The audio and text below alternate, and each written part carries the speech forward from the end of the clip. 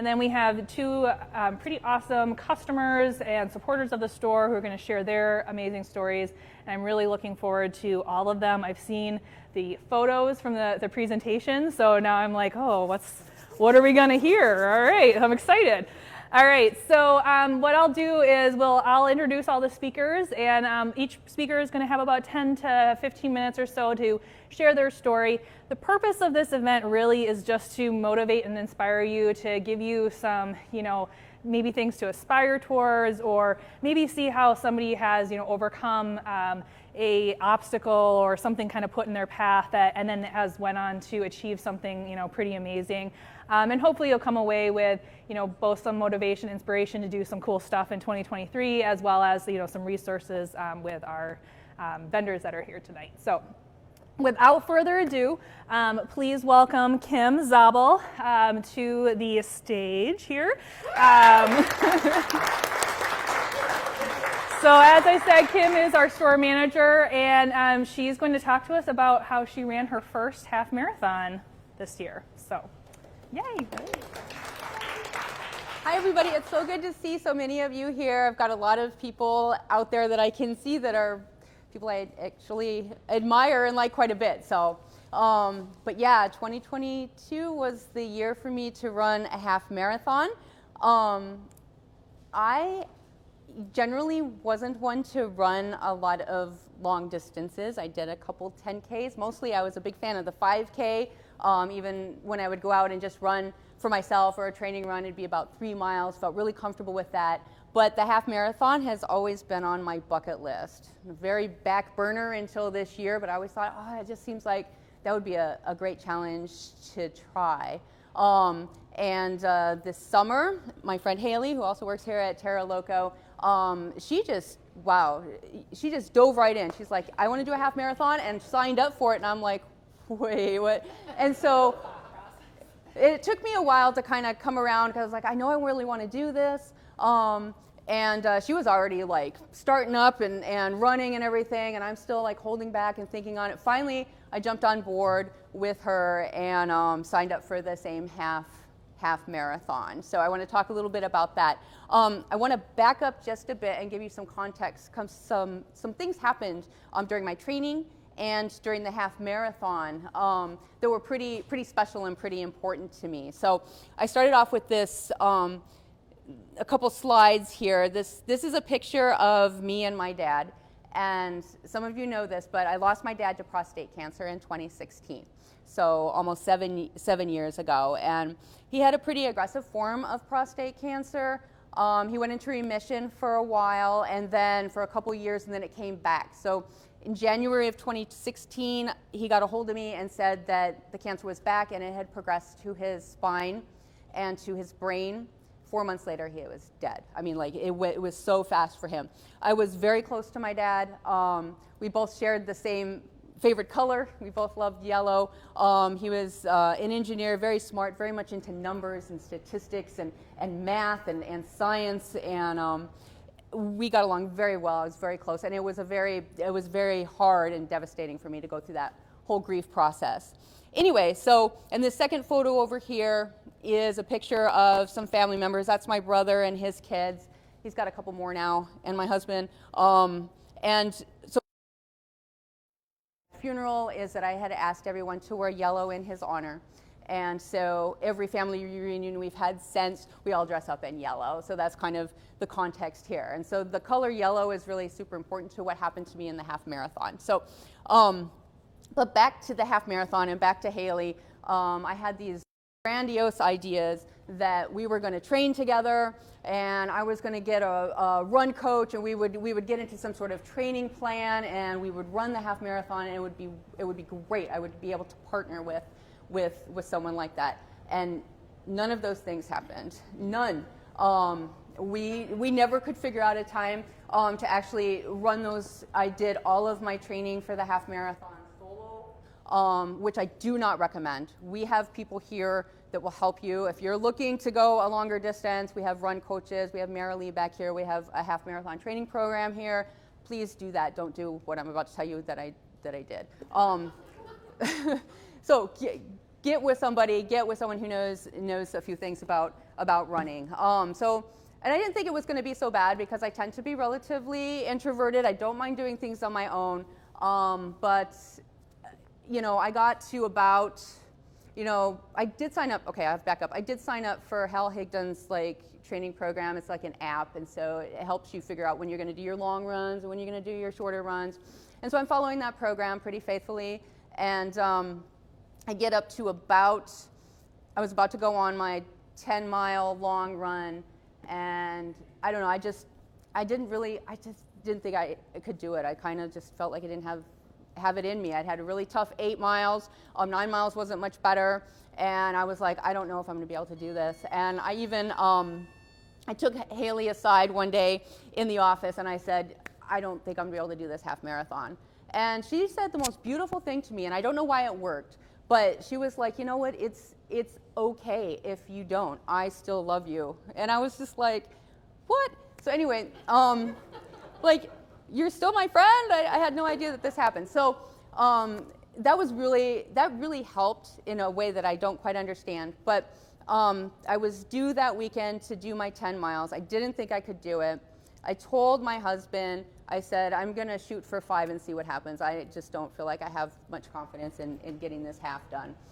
Go back to the days of 5K-ness or whatever. And so I get out there, and I got to 5 miles, and I felt pretty good.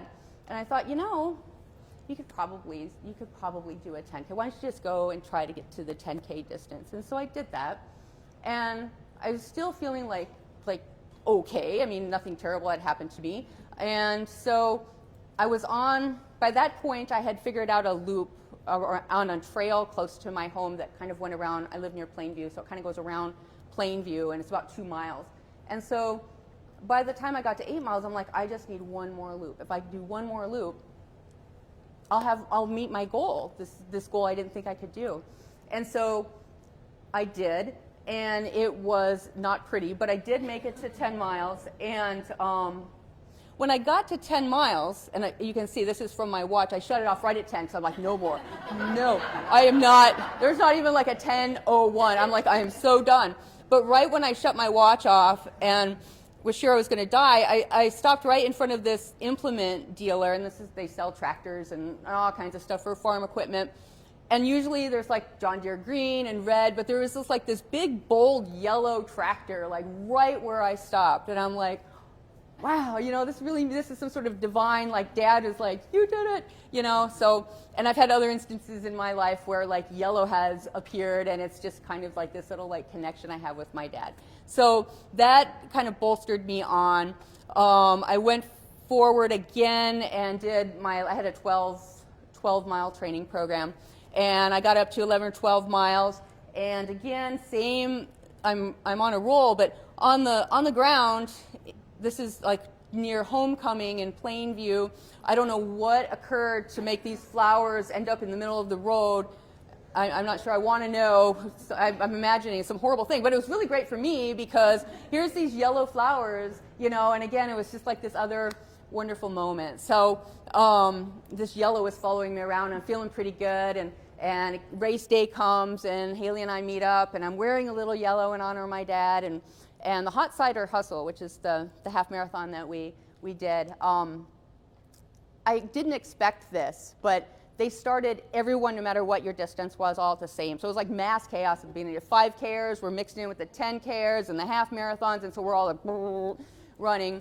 And so we got to the 5K turnaround point, and then there's less people. Then we get to the 10K turnaround point, and then there's less people. And then it got to the point where during the race, and then my husband showed up, and he was taking pictures and stuff, which is really super cool. So he got this shot of me, but they got to this point after the 10K turnaround where I was just really feeling like there wasn't anyone around.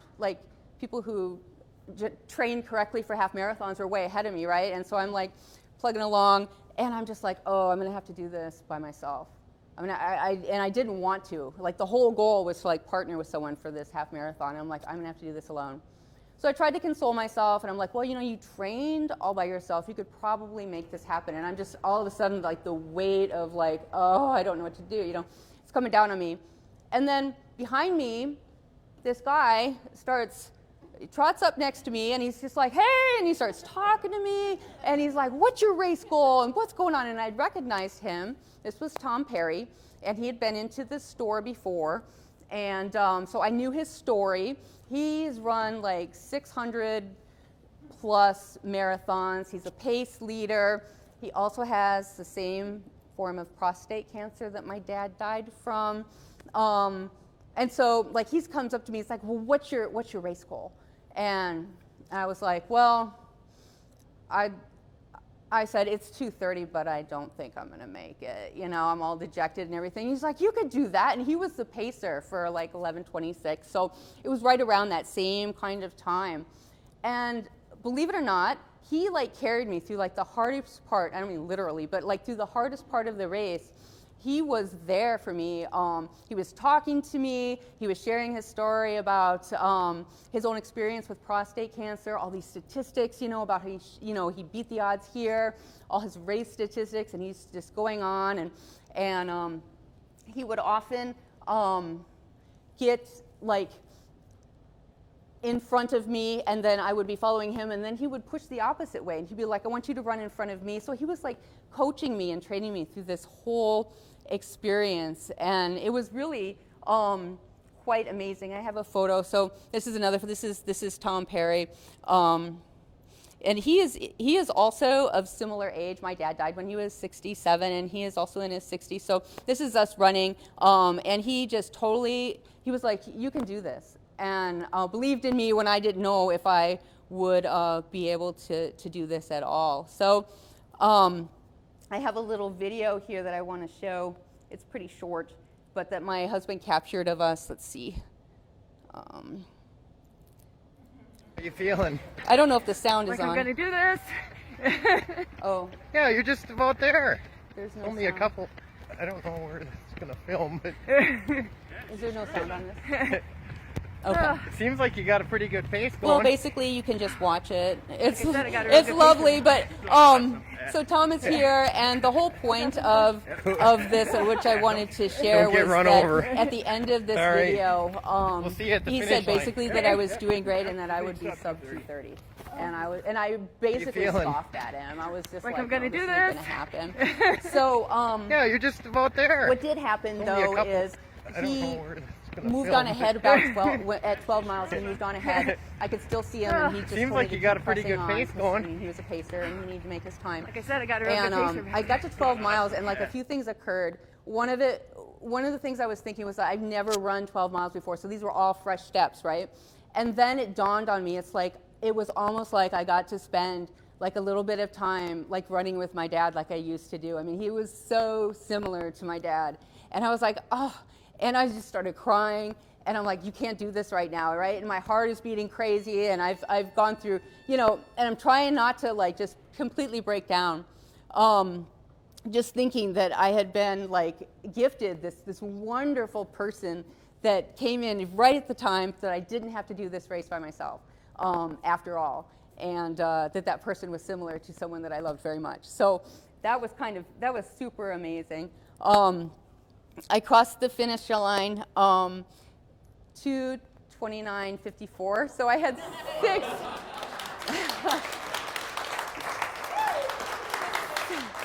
6 seconds to spare. So that was really super awesome. So he was right. I did sub 2:30, just barely. But it was amazing. That half marathon was just really amazing. And that's a picture of me and Tom there.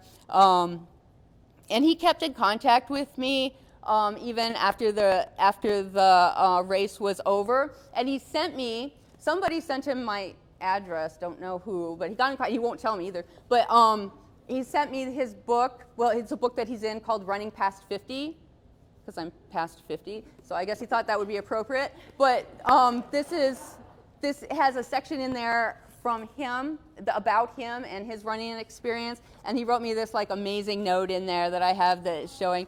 And Tom Perry is going to be at the Rochester Running Club annual banquet, so please go see him for yourself. But he is just a wonderful man, and I was just, I can't tell you how glorious it was just to have a moment where I really felt like, you know, I had the presence of my dad, you know, with me during like a really, really, like the hardest part of the race. He just showed up. So, but again, moral of the story, get a training program going, find a run coach. Do not count on God just dropping people into your life to help you through a half marathon, okay?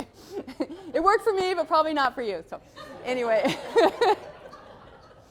anyway, that is my story. Thank you so much, you guys.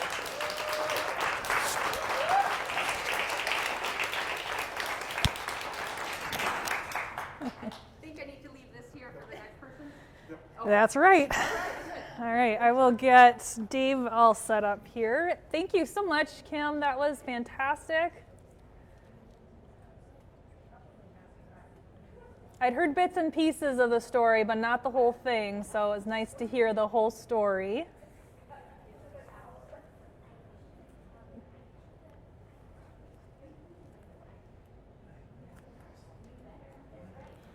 All right, and next up we have Dave Copeland. Those of you who have been part of the Rochester Running Club and some of the other, groups and organizations in town here will know him. He is a fabulous supporter of the store and has been for a really long time. I spend a lot of money. That's true, but yes, that is true. But he also, he's the guy that reaches out during COVID when we're shut down and asks if he can buy gift cards and donate them to the store just because he wants to support us. So. So anyway, I'm really excited to hear Dave's story. He has gone through some things in the last couple of years that we'll, I think, hear a little bit about here, and excited to hear more about all of the things that he's accomplished in the last couple of years. So thank you. Big round of applause and encouragement for Dave. So I'm going to call this my decade of love, sweat, and fears. I didn't discover my love of running until the age of 55, 10 years ago, so you all can do the math. And I want you to watch for this photo a little bit later in the presentation. I wasn't always a runner.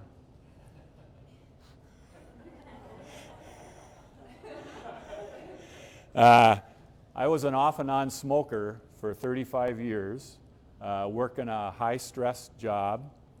And I cycled through smoking and eating to the point where I had hit about 240 pounds.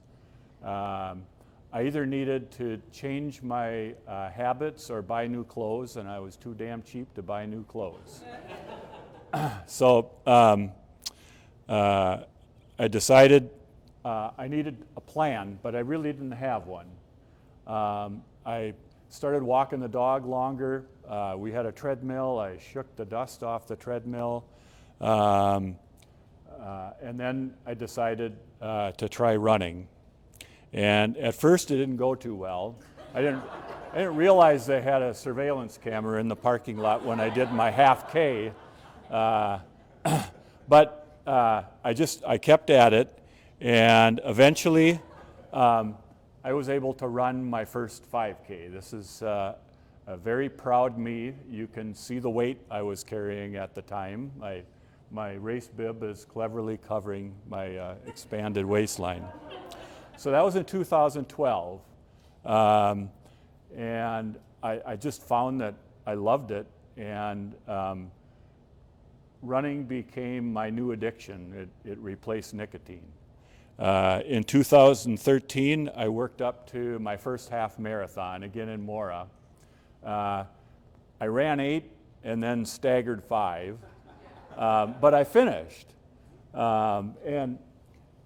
This is my bib, and I have every bib and every finish from every race that I've entered. And I picked up that tip from Lynn Gentling's marathon training class when I took it. One of her speakers and talked about that. And so I would write down just notes and observations about the race, what the weather was like. And I'm hoping that someday maybe my grandkids will open that folder up and find out a little bit more about Grandpa. So in 2014, we were living in Duluth at the time, and my son Ben and I volunteered at the finish line at Grandma's. And our neighbor, Jerry, was the coordinator of the volunteers who took care of the gear bags for the elite runners. And so that was our job, was to spot the elite runners as they were coming in to finish and get them their gear bag. Well, that happened to be the year that Dominic Ondoro beat Dick Beardsley's 33-year record at Grandma's.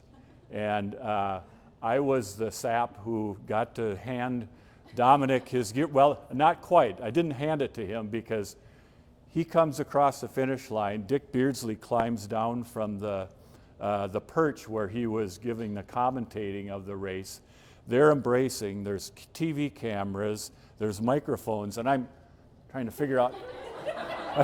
I finally looked over, and there's a couple of the runner's handlers standing off to the side. And I go, here's his bag. But I was hooked. I was hooked.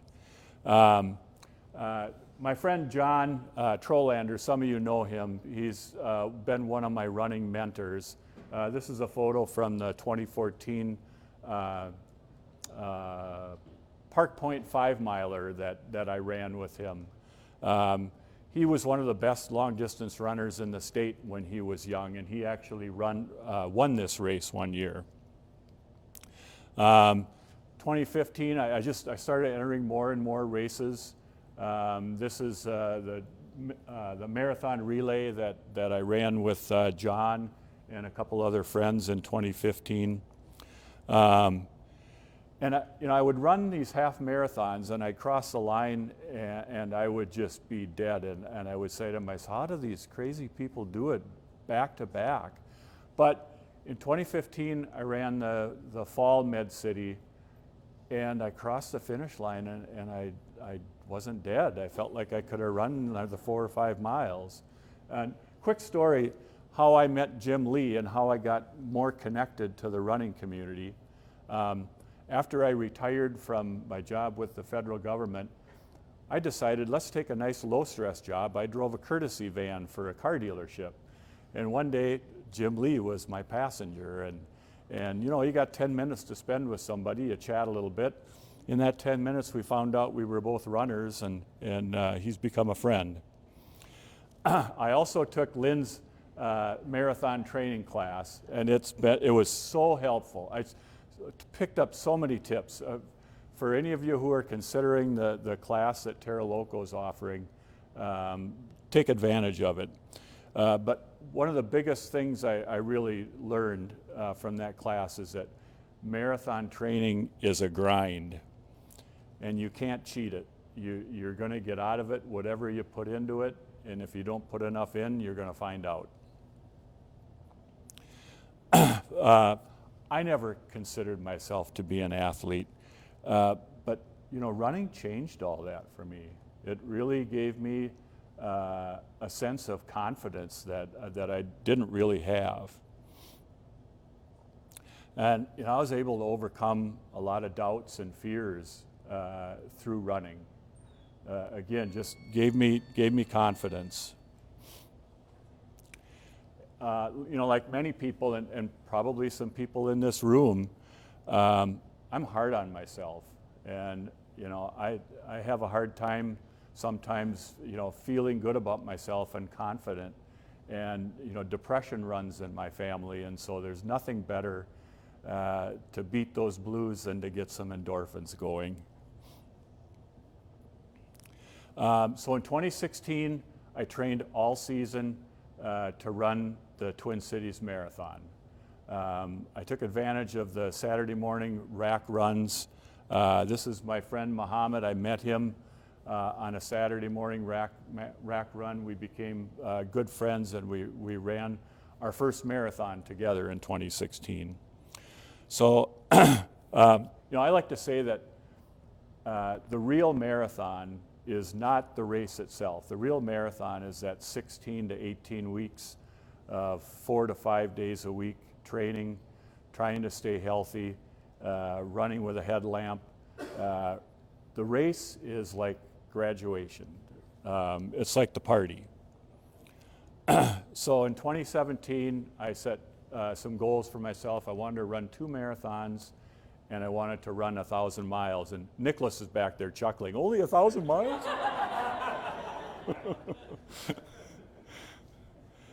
So in May, I ran the 20-mile race. That's part of Med City Marathon. Have you noticed that yet, that I'm kind of partial to a beer after a race? And then in June, I finished Grandma's, the first of my 2 marathons. And yeah, that's a beer. I felt great. I was like in the best shape of my life, or so I thought. But in August, I noticed a small lump on the right side of my neck that grew rather quickly. Visit to a doctor in September led to additional visits and biopsies, and I learned that I had 2 forms of non-Hodgkin's lymphoma, which is a form of blood cancer. This one here and another one on the back side of the bottom of my tongue. I had no sense that I was sick. I felt great. My oncologist agreed to let me run the race and delay chemo until after the race. But I had a hard time at the finish line. In 3 days, I was going to have my first chemo session, and I really had no idea what was going to be next for me. My wife, Carol, had this cheer sign at mile 20, and it had multiple meanings. And seriously, about the same time, I got this fortune in a fortune cookie. Oh, you have the endurance for the long haul. So 3 days after finishing my second marathon, I started the first of 6 sessions of chemotherapy, and they're known as cycles, 3 weeks between each session. I wore my 2017 Twin Cities Marathon finisher shirt for good luck, and underneath that, I've got a Superman t-shirt that I would wear to every chemo session. Some of you may know Lorelei Hansen. Lorelei was one of my chemo nurses. So, quick story. I decided that instead of waiting, have my hair fall out, I was just going to get shaved. And in one of my training runs, and those of you that do long training runs, you'll know this, you got to plan your pit stops. And so I knew where I needed to go. And went into this gas station, and their plumbing was out. So I was in a fix. So I'm looking around, I'm on 37th Street, and there's this little strip mall, kitty corner. I go, geez, maybe there's something open there. So I go across the street, sure enough, there's this barber shop. I walk into the barber shop, and there's 8 big black guys looking at me, and I'm all white and old and sweaty. And I go, man, you got a bathroom I can use? He goes, sure, back to the left. And I'm just about ready to walk in. He goes, and one of the barbers goes, and if Lester's in there, just give him $5 and he'll leave you alone. Well, there was no Lester, but that's how I met Andre, my barber. And then November 11th, I hit my 1,000 miles at one of the the off-season Strider runs. And in December, I was down and out. I had the flu, and I just had come off the prednisone from a round of chemo, and I was sicker than a dog. And this group of runners, some of you are in this room, came and sang carols to me. It's just what a lifter that was. Sometimes it felt like all I had was a stone to throw at what I was trying to fight. But in February, I had good news. The chemo had knocked out the cancer. It was in remission. And my oncologist said that it was really not a stretch to say that, you know, if I hadn't been in such good condition, no telling how tough it might have been to go through that. And then in April, I have 5 siblings. They threw a weekend for me. And the great thing about this is I could taste food again. When you're going through chemo, you get this metallic, it's like you're chewing metal. And so it was great to taste food again. So I'm getting back in shape. I decided that I was going to get back and start training for a marathon. And I wanted to run Twin Cities in October. I wanted to show cancer that it wasn't going to rule my life, that I was going to get back on track. By June, I had finished Grandma's half marathon. And then in August, I joined a Ragnar team. And I don't know how many of you know Steve, but man, I learned a lot about just persevering with joy by getting to know Steve. Then I got my 20 miles in. I ran Med City Fall Half Marathon. Thought things are going great. Then, 2 weeks before Twin Cities Marathon, I got a high hamstring tear. And it was literally and figuratively a pain in the butt. And these things they're tough to treat. They're tough, long to recover from. But I wanted to run that race, and so I got physical therapy. I went to see an orthopedic, and I want to make a caveat here. Physical therapy made a huge difference over time, but it was not going to fix me in 8 days so that I could run the marathon. So there was not going to be a cancer revenge marathon for me. And you know, one of the things in hindsight that I think a mistake I made was when I got done with chemo, I just wanted to start running again. And I did very little strength training. And I think if I could give anybody advice is, boy, there's nothing that can beat some strength training when you're trying to stay healthy.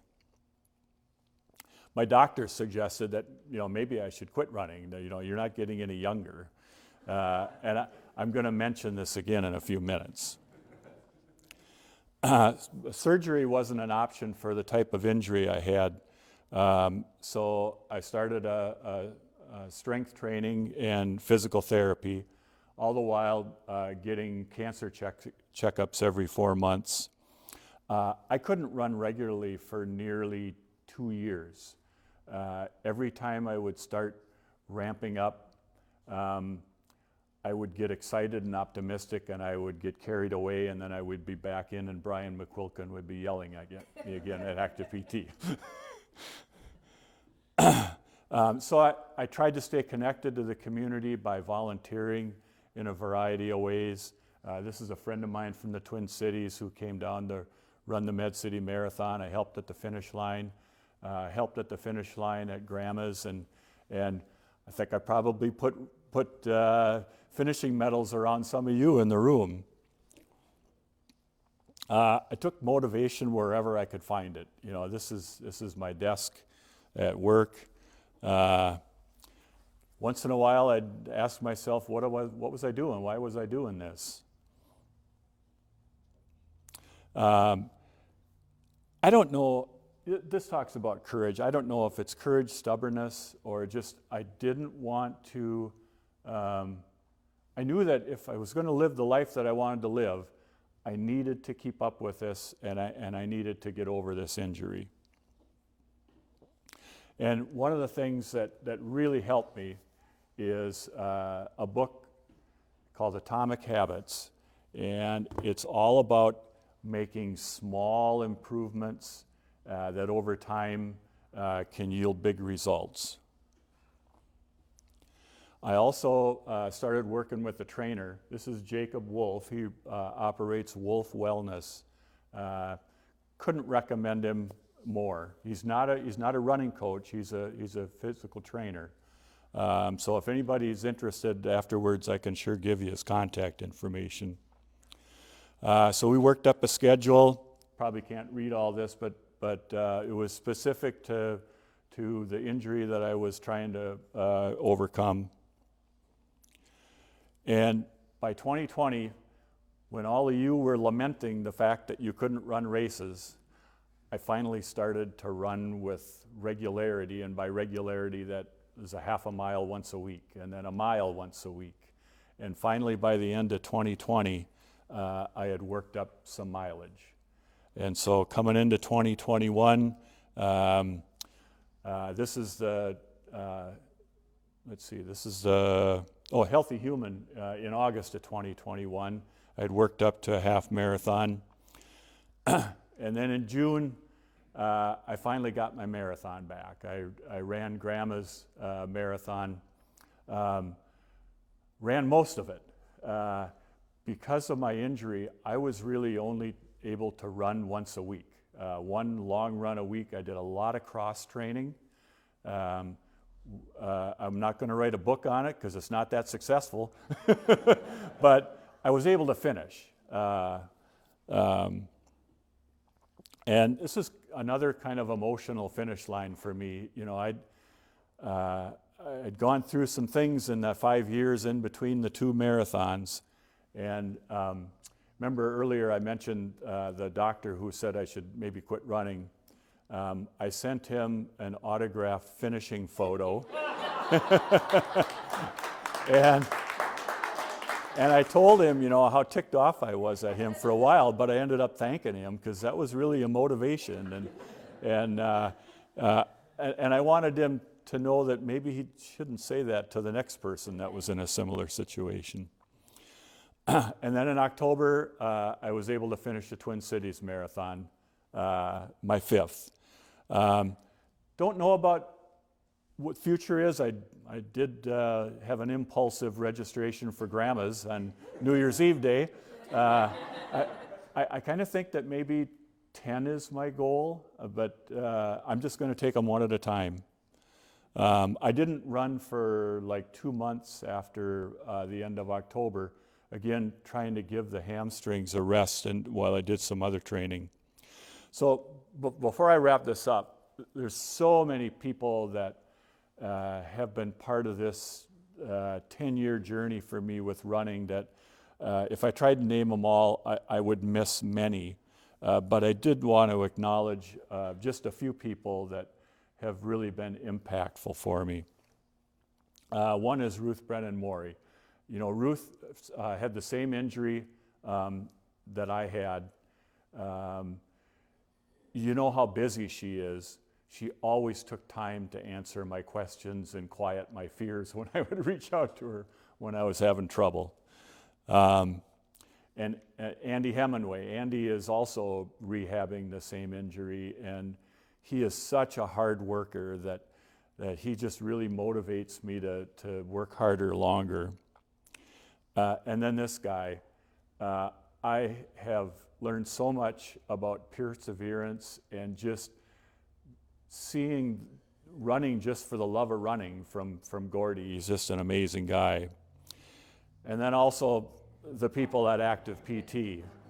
Now, I haven't been seen by all of them, but at times when I walk in, it's like Norm walking into Cheers, I think.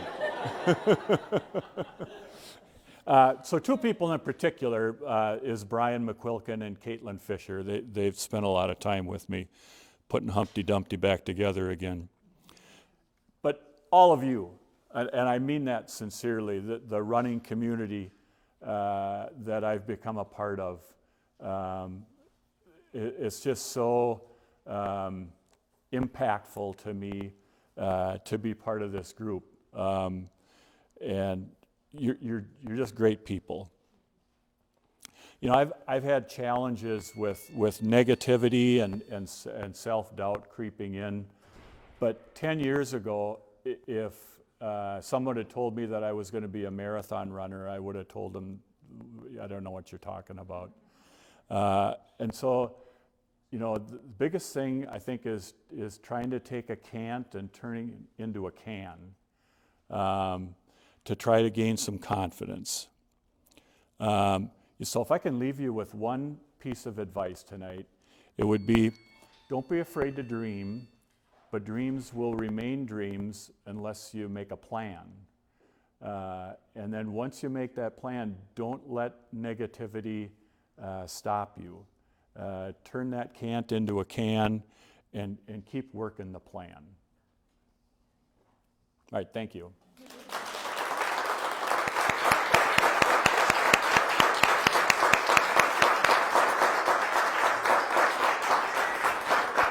How long did I run? Well, yeah.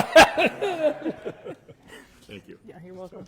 All right, so our next speaker is going to be Nicholas. I'm going to let him get his all mic'd up here. I'll get your things started.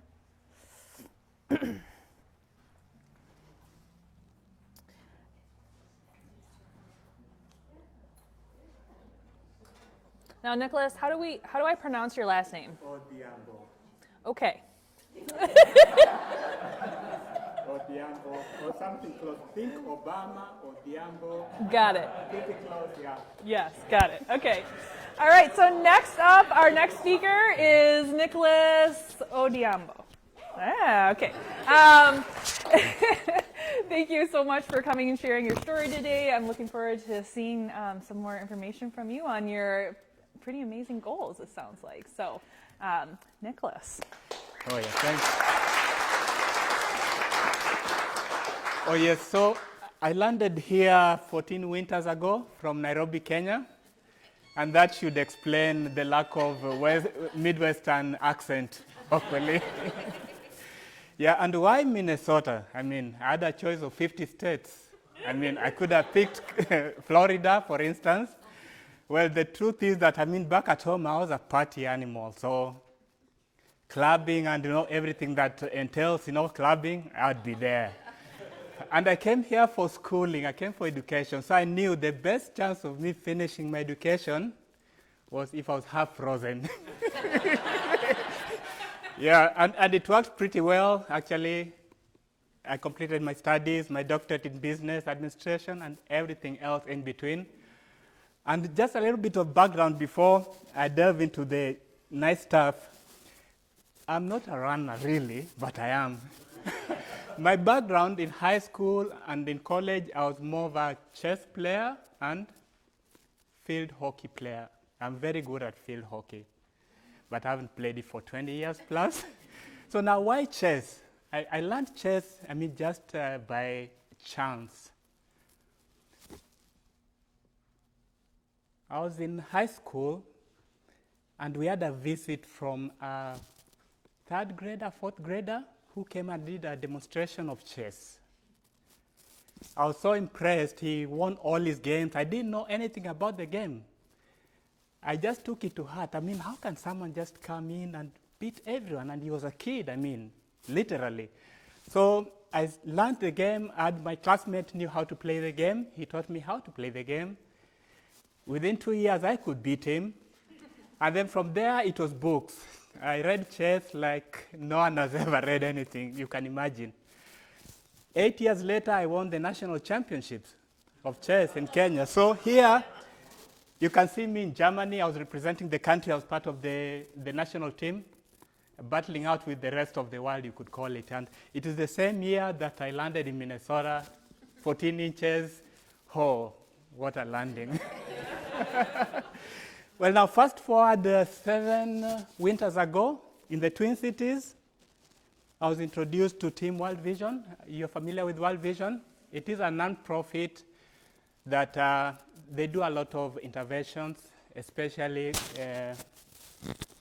disaster recovery. They do a lot of work in disaster recovery. They do a lot of work in water and sanitation project, food security.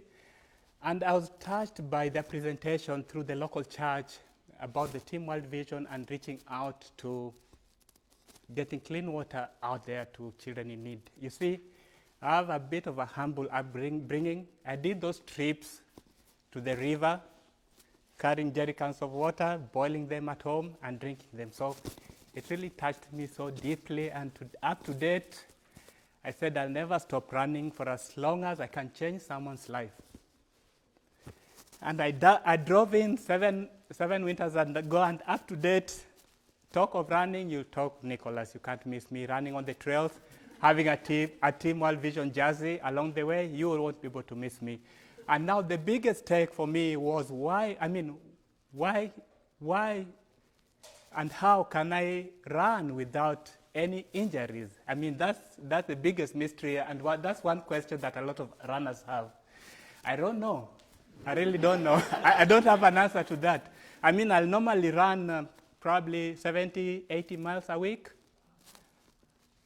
without a sweat. I mean, I can do 40 miles one week, I double it 80 the next week, and I mean, life is just normal. I mean, the stereotypes are that, oh, you have to do 10% more miles every week and stuff like that. I mean, I don't abide by those rules. And I mean, unlike Dave, I mean, me and injuries, we really don't have any conversation. I mean, I've had bad injuries a few times I could mention. One of them was really self-inflicted when I was transitioning from heel strike to forefoot. And I think that was one of the biggest injuries I had because it took me about probably 2 months to recover from it. It was a transition process, but I kind of like powered through it. Maybe I should have approached the active PT group, the right team. But I think maybe mostly it could be explained by my genetics. You see, back at home, I mean, I walked to school. It was part of the routine, covering maybe 2-3 miles to and from school back home. So doing those long distances were already inbuilt. So for me, it kind of came natural. So once I started my first group run with the Team World Vision in 2016, I even quit running in the treadmill because, I mean, I thought like running was always done in the treadmill. So since then, I've been doing pretty much 3,000 miles a year running. And most of my runs, and the biggest secret with my running is running slow. And I'll advise anyone who really wants to start putting high mileage, run very slow, and have a motivator. And like with me, Team World Vision is a big motivator. Every time I'm out there running, I know I'm changing a kid's life somewhere. And that keeps me going like indefinitely. So every year, winter like this, I make a New Year resolution, cover the miles, do outreach, talk to people, get to change someone's life, make sure another family has access to a borehole. It takes about $1,500 to build a borehole back, especially in the rural areas. Yeah, and you know, make sure I'm contributing to be part of the solution to, I mean, a really, really big problem that is out there.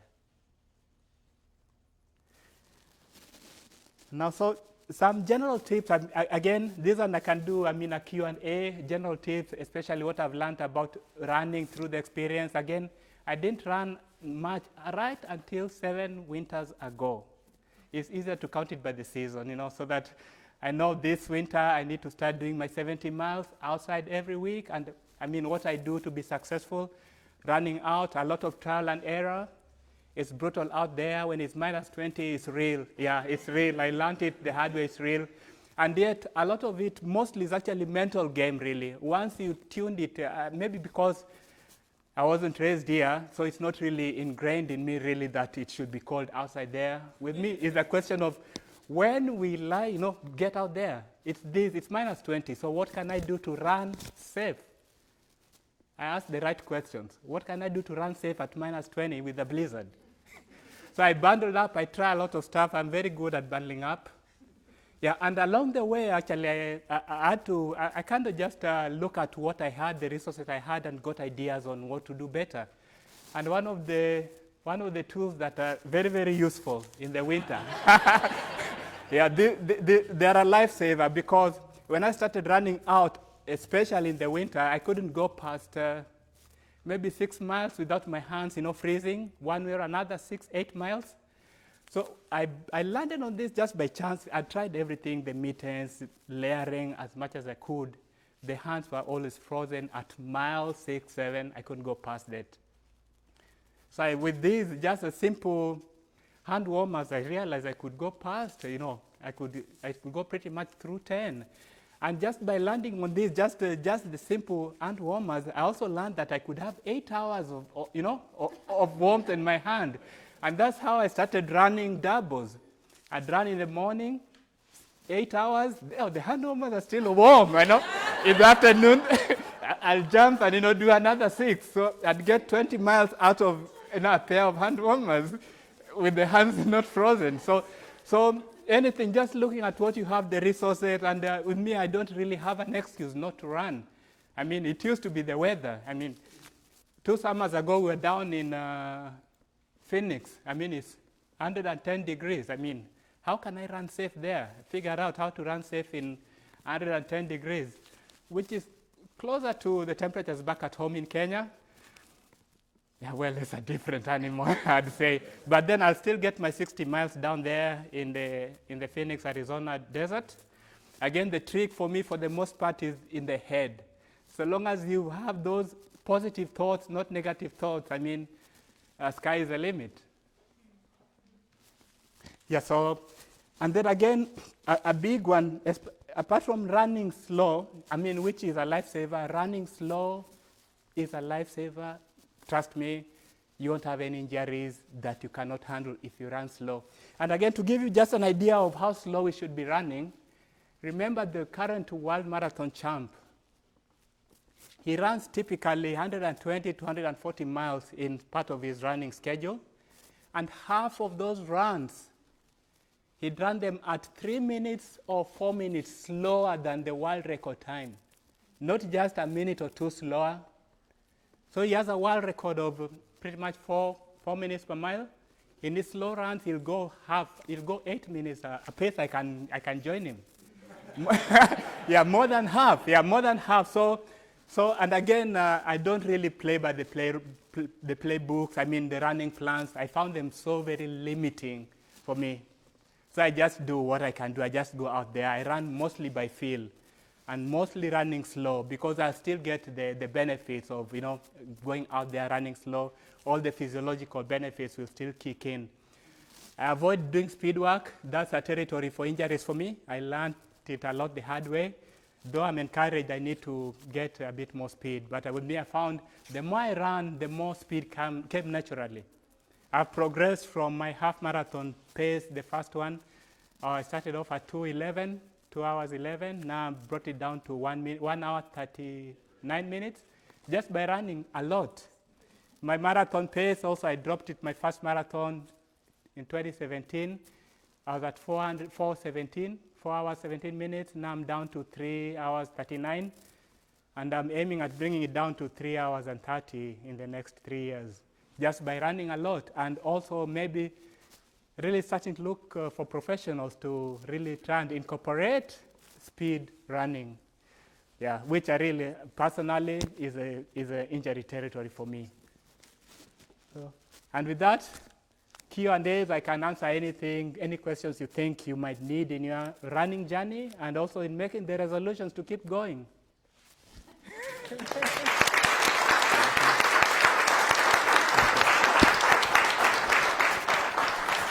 Well, hopefully some of our speakers will stick around and you can ask them questions and stuff too. I'm sure that some of you might have some follow-up questions for everybody. Our next speaker is going to be Tracy, and let me get your thing set up here.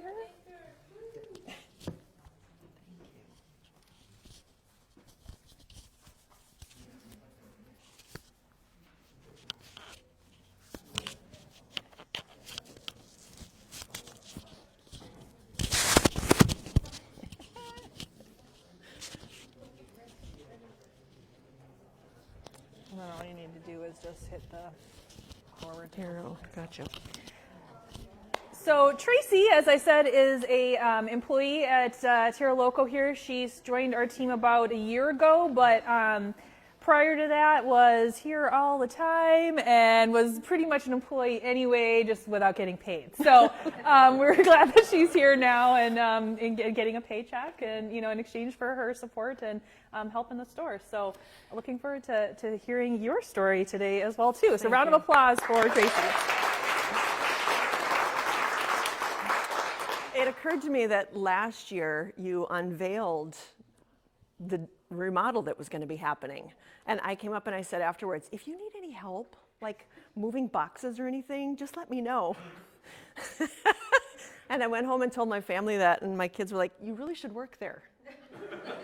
You go there all the time. You love it there. You really should work there. So I just want to say, first of all, the photos that you're about to see are some of my absolute favorite photos. So they might not quite make sense, but I don't care. I'm the final speaker, so I get to just lay it in there. And also, I just want to dedicate this talk to the runners who I have met over the years through Chatty Chicks and through people who come in here to shop who say, well, I'm not really a runner. And I'm like, we're going to talk about that. So it's dedicated to the real runners in the room, which is all of us. As is the case with most of us in this room, there's probably a lot of storylines about why we're here, how we started running. In the interest of sticking with the shorter time limit, I'm just going to go 2, and I promise I will weave them together by the time that we're all done. Look at her. That is me in 3rd grade. And yeah, you might not know it to look at me, but I was defective. And I mean, I really thought that I was defective. The reason why I thought that was because when I was almost 2 years old, I had to come up to the University of Minnesota and have heart surgery on a valve in my heart. It was very common, random valve repair surgery, which of course I didn't remember because look, I was so cute and adorable and little. But as a child, I grew up with a scar that starts here and ends right back over here. So that's all that I knew. I didn't have any memories except for the photos that I would see of me at that time.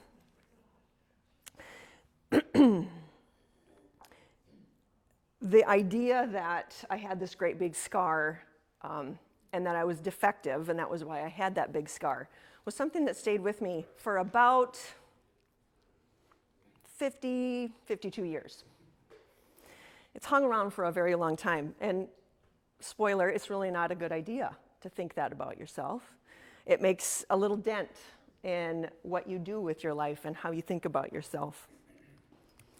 As I grew up, I got too much sun.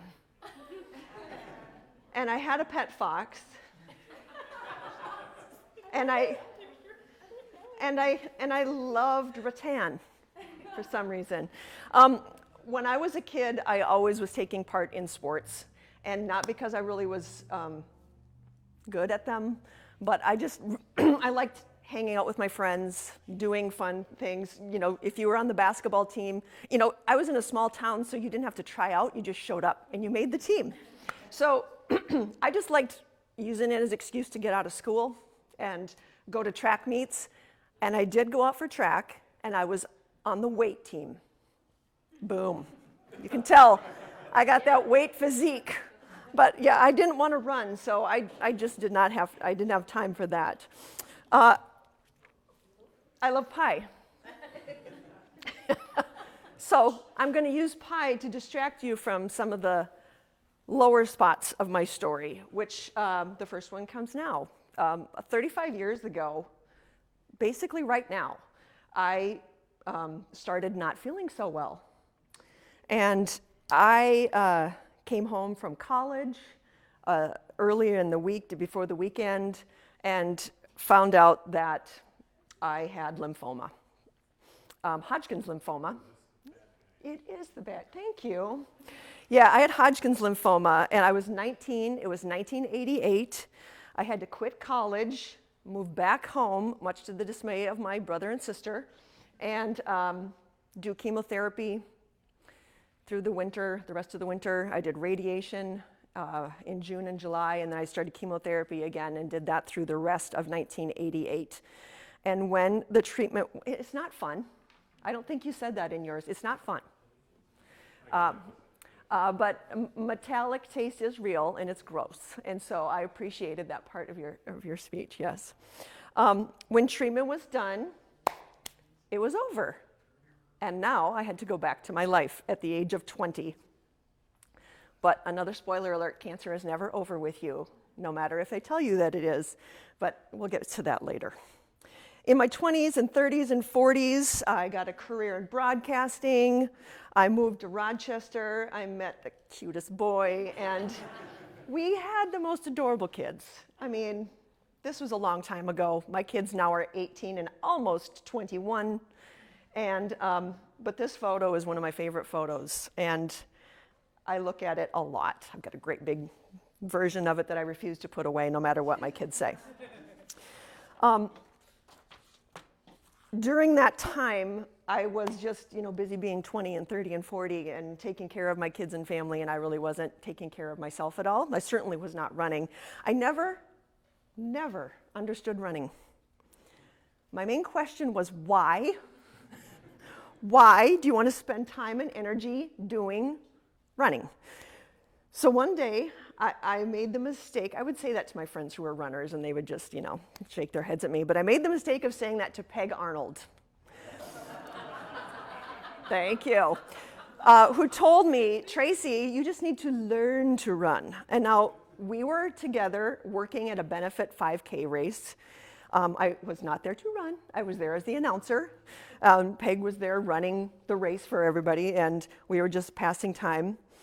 Peg had been trying to convince the very fabulous Brenda Files and Sherry Jensen, who were also at that event, who were running, that they needed to lead a class at the running room about learning to run. And at that very moment, she just corralled us all together, and she said, she needs to learn to run. You two need to learn to coach. We're putting you together, and that's how we became friends.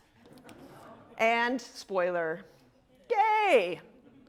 I became a runner, and I love it, of course, which they like to remind me every year on my running date. And I figured out I've been running for 13 winters. When he did, I'm like, how long have I been running? Because we started this class in October, and our graduation 5K was the resolution run, and it was cold that day. And it was through that I learned the two things that I love about running. One of them is the endorphins, which should not be discounted. And if you are having a bad day, if you go out and do some running, then the endorphins will help you get to where you need to be. And the other thing is, I love running in winter. Love winter running. Yes, Betsy's in the back saying, give it up for winter running, because I hate heat and humidity. So for the first few years, I would stop running in May, and then I would start again in like October, and then run through the winter. And I really like it because, specifically, the feeling that you have as a kid when you go outside and run, or when you go outside and play all winter, like all day on Saturday. And it's just so much fun. You just have so much happiness from that. That is what this is right here. This is at the same time because of these ladies that I joined the Chatty Chicks. And they are a group of people who brought to me something I didn't know that I was missing because I was so busy taking care of my kids and my family. It's girlfriends. I had lots of friends when I was in high school, but now I have brought friendships back into my life through running. And the Chatty Chicks are very low-key runners. We run, we walk, we snowshoe, we paddle, we pedal. I don't know what else. There's a lot of things we do. The main goal that we have is that we just need to be upright and smiling. And as you can tell through many of these pictures, that is what we are doing. We also started traveling, destination running. So we went to Branson, Missouri, we went to Savannah, Georgia. We went to Nashville. Yeah, then we were in Nashville. Woo! And soon we are going to Las Vegas. Next month we are going to Las Vegas. Yeah. So we don't win any races, but we definitely have fun while we're going. So I couldn't recommend that highly enough. This is one of my favorite pictures of the Chatty Chicks. About 10 years ago, 10 winters ago, my sister said to me on a Labor Day weekend, okay, we're putting the kids back to school. We always go out for brunch. What are we going to do? And she said, one of the things I need to do this school year is I need to do some sort of cardio. And I said, you need to come and run with me. And she goes, I hate running. And I said, I know I hate running too, but we can do it together and it's so much fun. That is honest to truth. And we have been running ever since. This is when we went to this was in the Branson race. We even tacked 2 of our 3 kids into running in our hometown road race. That's how you know you're in Britain, because the water tower tells you. And that is my hometown. Running with my sister is one of the biggest joys of my life, for sure. I just absolutely love it. If Pi is back, you know that we're to a low spot again. At some point, that is blue barb. Oh, that is so good. So good. At some point, I realized a terrible truth about running. Whether I liked it or not, whether I thought it was possible or not, I was going to have to run a marathon. I was going to have to do this, not because I loved running. I've already said I don't really love it that much. I just love being with people and having fun. But I thought that if I could actually run a marathon, something that I thought actually was impossible, I really did. I mean, I went to Lynn's half marathon class, and she would talk about, oh, you can do it. And I'd be like, I don't think I can. I really don't think that I can. But the Chatty Chicks tried to convince me, some of them were smiling at me right now going, that I could do it. And what I really thought was, if I could do this impossible thing that I've just thought my whole life is impossible, that possibly I could face another impossibility. And that was diving in to what I call a emotional Pandora's box that is a deep, deep emotional pain that I have had for much of my life that includes the cancer trauma that was never addressed. Because I didn't know how to talk about sad, bad, and mad. The defective mindset that I thought that I had.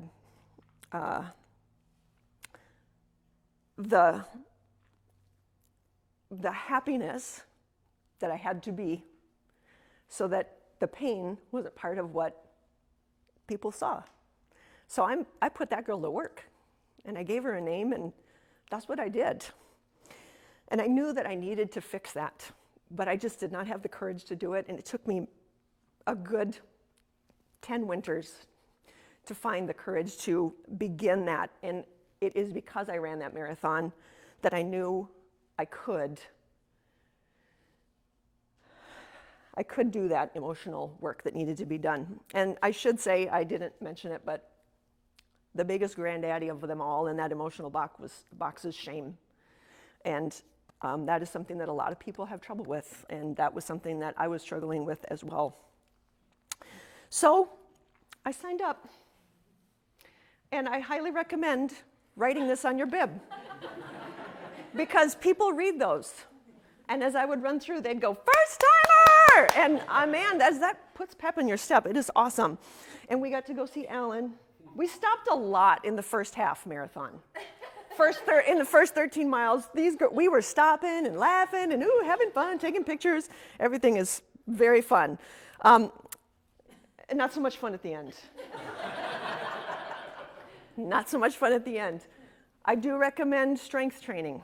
I did not do enough strength training because I had miles to run. And so at about 15 miles, it stopped working, and I just race walked the rest of the way through. Now, I have never been a statistics kind of runner. I do not know any of the statistics for a 5K, my half marathon, a 10 mile. I don't know. I don't keep medals. I don't have the bibs.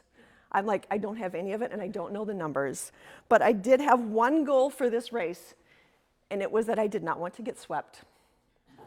And if you don't know what that means, there is a sweeper, a street sweeper that comes along behind you.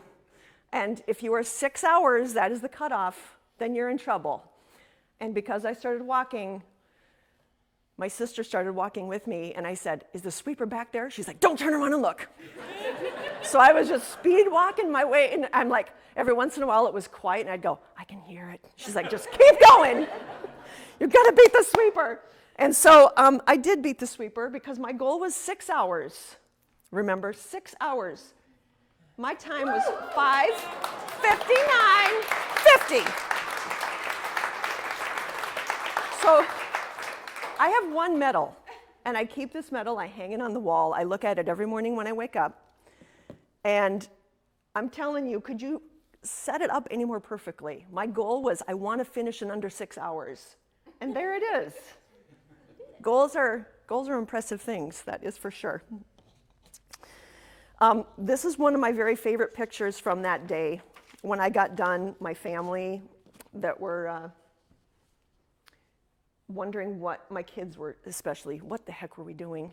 They found a race sign that, because I was so far behind, that somebody had left, and it said, "Let's go." And they're like, "Let's go." And when I'd see my son Andy, who's 18 now, he would go, "Let's go home."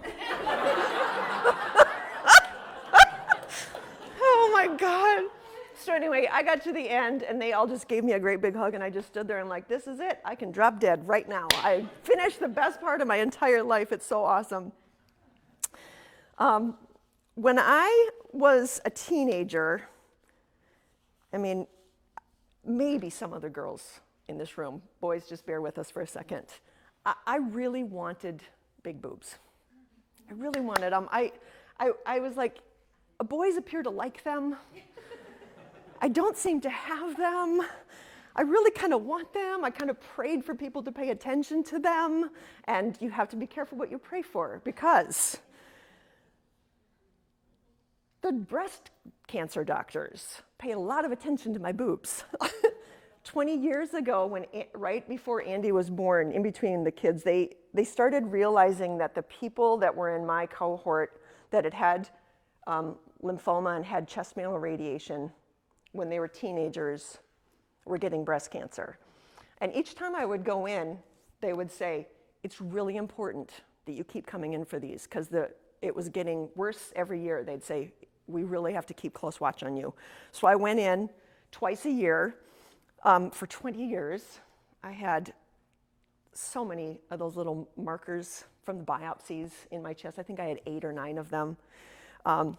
During my biannual screening, the MRI screening that I was having in 2021, they found yet another suspicious spot, so I had yet another biopsy in that chest wall, and this time it finally was cancer. And I really was quite relieved, because I was starting to get quite fatigued looking for it all the time and being afraid of it all the time. I had also been considering for years what I would do when it happened. And so I knew, for a couple of reasons. One, I had gotten used to life without a chest. And also the radiation damage that I had, I couldn't do reconstruction, but I knew that I was going to do a what's called an aesthetic flat closure. My bilateral mastectomy, which is commonly called a double mastectomy, was done September of 2021. The pathology came back showing that no chemotherapy was needed. Yay! The margins were clear, and so I didn't have to redo chemotherapy. And that was a big deal. So no chemo was needed. Also, no running bras needed ever again, which I can appreciate very much, and I hope that you can love that for me, yes. Yeah, I go to Burn Boot Camp, and they had that shirt in October, and some people bought that for me. And being a fighter is hard because you don't feel like a fighter. You did not choose to go into that ring. You just got thrown in there. And it is, you just have to do the best you can and smile while you're doing it. Do the best that you can. Instead of can'ts, use cans. A couple of things that I just want to share in conclusion. So if they say that you become a cancer survivor on the day that you are diagnosed, that's when people say, how do you when you get together with cancer survivors, they ask you that question, and that's the answer. The day that you're diagnosed, you become a cancer survivor. So if you work that into the running world, if you run even 1 block or 1 5K or just run across the parking lot tonight because it's cold, consider yourself a runner and take that title. And don't ever say, you're a runner. And that is something to hold on to and enjoy. Today, I run for time with my friends who I'm grateful are here to support me tonight. And I also run to keep my heart and my lungs that were also both damaged from that radiation. Run to keep myself healthy. I'm running for mental health because I am continuing to do the work that I'm sharing with you. And I also just want to say that if you have anyone, I always try to end with this, if you have anyone that you know who has breast cancer or wants to know more about aesthetic flat closure, please come in here and talk to me. I'm here quite often. And I'm very happy to share my story about that. It is a relatively newer direction that women are going, and more women doing it all the time. So if anybody has any questions about it, please ask. And finally, I just, you got to have pie. So, I sometimes will have pie before I have my meal, and that's okay too, because that's kind of what it's all. That's another one of the reasons why I run as well. I just want to thank you so much for your time and for your support, and thanks for asking me to do this, Tiffany. And good luck.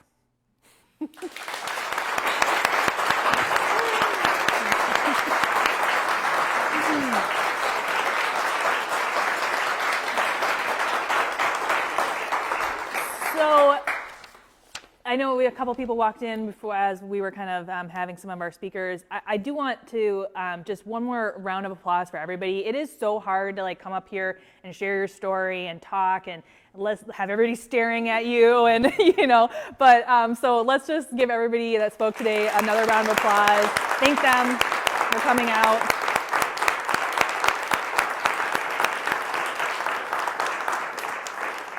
We will have some more time to meet with our resources, so just stick around a little bit for that, talk to some of the people that are here if you didn't get a chance to. As we kind of mentioned a little bit, we do have our half marathon training class that's going to be brand new. We're starting here in February, so that's going to be the goal race is going to be the Med City Marathon, or half marathon, sorry. And we have a 13-week training program for that, so you can talk to Mara Lee about that. We do need 6 people to run it. In order to actually have the class. So we do need people to sign up. So visit the table, or if you've got more questions, please come talk to Mara Lee. Our Winter Challenge also starts tonight as well too. So if you want more information about that, you can talk to Erin about that. It's just a fun little challenge, way to encourage you to stay outdoors. We have some activities planned. You'll get prizes and all sorts of stuff. It's pretty inexpensive to register, and it's just kind of a motivational sort of thing for the next, 6 weeks? 6 weeks. So you can talk to Erin about that as well too. We do have prizes. I know we're running a little bit long on time, so I'm gonna gather up the prizes. I'll start trying to draw names. I'll holler really loud so you can hear me, so that you can actually go and talk to some of these resources right now. So thank you guys so much for coming. Again, I'll start pulling prize names. If I see you, I'll come find you as well too.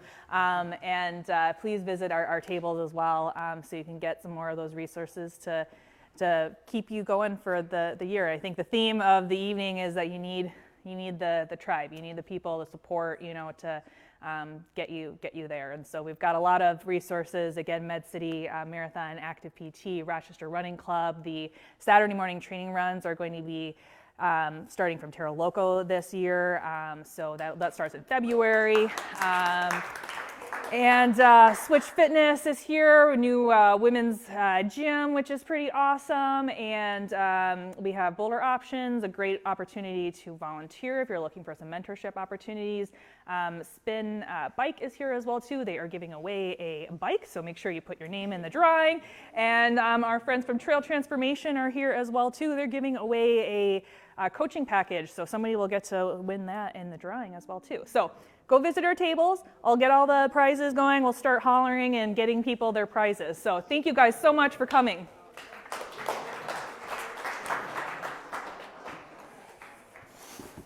Those are some pretty inspirational people. I know.